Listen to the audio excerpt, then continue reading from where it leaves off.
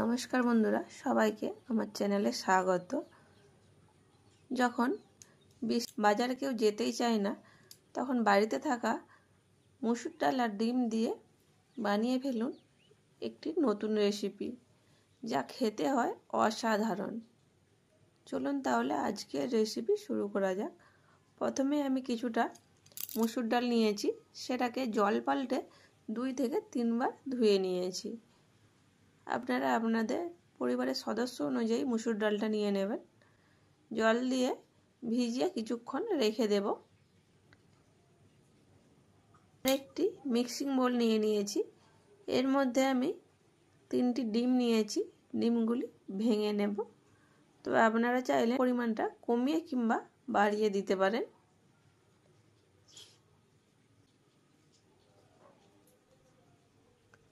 তিনটে ডিমই ভেঙে নিয়েছি। এবারে ডিমের দিয়ে দেব স্বাদ অনুযায়ী লবণ,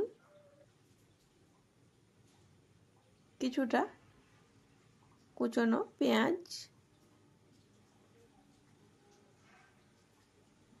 আর দিয়ে দেব কিছুটা লঙ্কার গুঁড়ো। দিয়ে খুব ভালো করে মিশিয়ে নেব।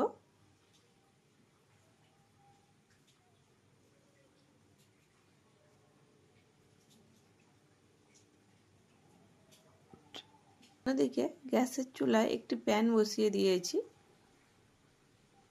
এর মধ্যে দিয়ে দেব কিছুটা পরিমাণ রিফাইন তেল। তেলটা সম্পূর্ণ প্যানে ছড়িয়ে নিলাম। এর মধ্যে এবারে ডিমটা দিয়ে দেব, দিয়ে ভেজে নেব। আপনারা চাইলে ছোট ছোট পিস করে নিতে পারেন, তবে আমি এখানে ছোট ছোট করে ভুজিয়া করে নিয়েছি। আপনারা চাইলে ছোট ছোট পিস করে কেটে নিতে পারেন ভাজা হয়ে গেলে। এগুলি ভাজা হয়ে গেছে, এবার একটি প্লেটে নামিয়ে নেব।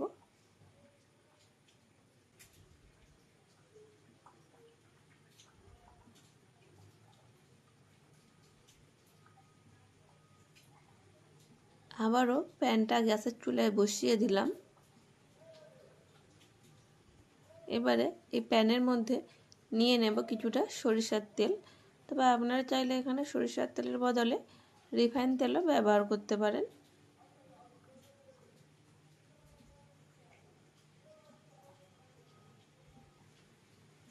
তেলটা গরম হয়ে গেছে, এবারে 2টো তেজপাতা ফোড়ন দিয়ে দিলাম, আর দিয়ে দিলাম গোটা গরম মশলা, দারচিনি, লবঙ্গ আর 3টি ছোট এলাচ। এইবার দিয়ে দেব কুচানো পেঁয়াজ। আগে থেকে আমি পেঁয়াজগুলিকে একেবারে ছোট ছোট টুকরো করে কেটে রেখেছিলাম। এর সাথে একটি কাঁচা লঙ্কাকেও আমি টুকরো করে কেটে নিয়েছি। পেঁয়াজ আর লঙ্কাটাকে ভালো করে ভেজে নেব। পেঁয়াজ আর লঙ্কাটা ভাজা হতে থাক, ততক্ষণ আমি একটি মশলা তৈরি করে নেব। একটি বাটির মধ্যে কিছুটা জল নিয়েছি, তার মধ্যে দিয়ে দিলাম 1/2 চামচ হলুদ গুঁড়ো, দিয়ে দেব 1 চামচ ধনে গুঁড়ো,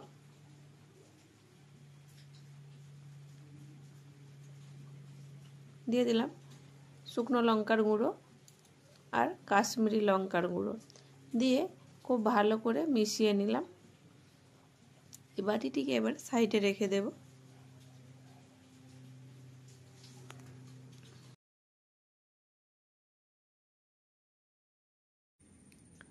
পেঁয়াজটা ভাজা হয়ে গেছে, এর মধ্যে কিছুটা গ্রেট করা রসুন আর গ্রেট করা কিছুটা আদা দিয়ে ভালো করে ভেজে নেব।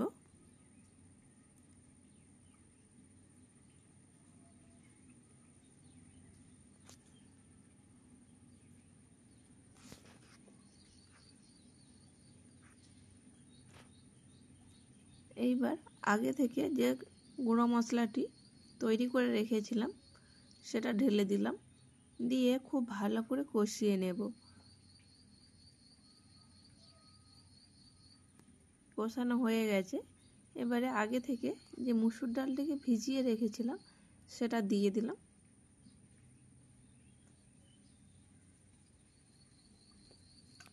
একটি টমেটোকে 4 টুকরো করে কেটে নিয়েছি, সেটিও দিয়ে দিলাম। এবারে ঢেকে ডালটাকে সেদ্ধ হতে দেব।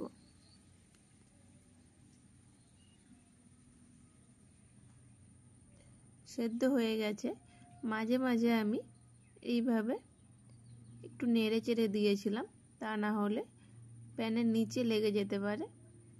এবারে দিয়ে দেব আগে থেকে যে ডিমের ভুজিয়াটা তৈরি করে রেখেছিলাম। এর মাঝে আমি স্বাদ মতো লবণ দিয়েছিলাম। খুব ভালো করে মিশিয়ে নিলাম।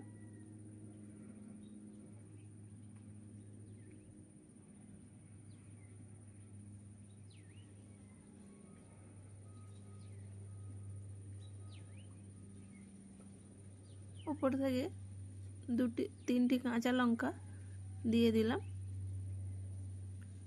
দিয়ে দিলাম কিছুটা বাটার, আপনারা চাইলে এখানে ঘিও ব্যবহার করতে পারেন। আর ওপর থেকে কিছুটা গুঁড়ো গরম মশলা ছড়িয়ে দিয়ে ঢেকে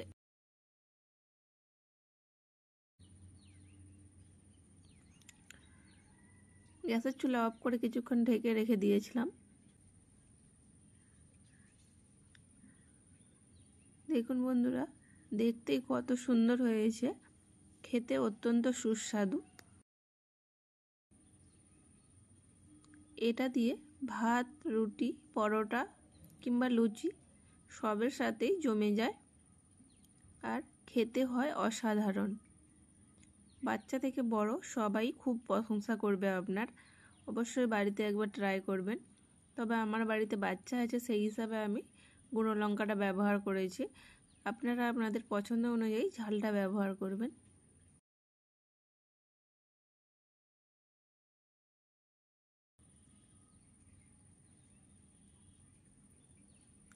এটা তৈরি করলে আর আলাদা করে কোনো কিছুর প্রয়োজন হয় না।